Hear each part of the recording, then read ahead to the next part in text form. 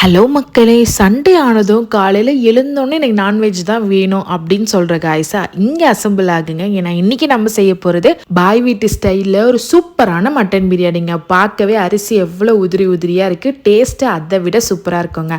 பிரியாணி பாட்டில் எண்ணெய் ஆட் பண்ணிக்கலாம், அது கூடவே நெய்யும் ஆட் பண்ணிக்கலாம்.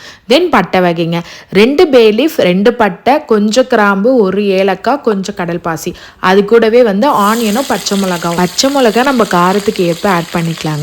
ஆனியன் நல்லா வதங்கின பிறகு 2 ஸ்பூன் இஞ்சி பூண்டு பேஸ்ட்டும் ஆட் பண்ணிக்கலாம்.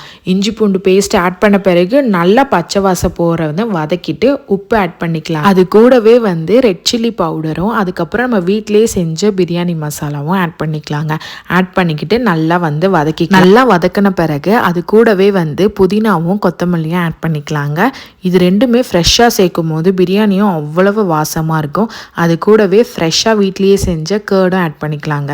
இது நல்லா தொக்கு கன்சிஸ்டன்சிக்கு வந்த பிறகு எண்ணெல்லாம் மிதந்த பிறகு நம்ம டொமேட்டோ ஆட் பண்ணிக்கலாம். டொமேட்டோ வதங்கணும்னு அவசியம் இல்லைங்க. லைட்டாக நம்ம ரஃபாக சாப் பண்ண டொமேட்டோவே லைட்டாக வதக்கினாவே போதும். அதுக்கப்புறம் நம்ம ஹீரோ இந்த மட்டன் தாங்க.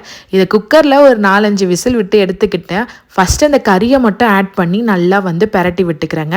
நான் 1 கிளாஸ் ரைஸ் எடுத்திருக்கேன். அதுக்கு 2 கிளாஸ் டம்ளர் தண்ணி போல் மட்டன் வேக வச்ச சூப்பே ஊற்றிக்கிறேங்க. வேக வச்ச மட்டனோட சூப் தண்ணி ஆட் பண்ணுறதுனால தாங்க இந்த பிரியாணி அவ்வளவு டேஸ்ட்டாக இருக்குங்க.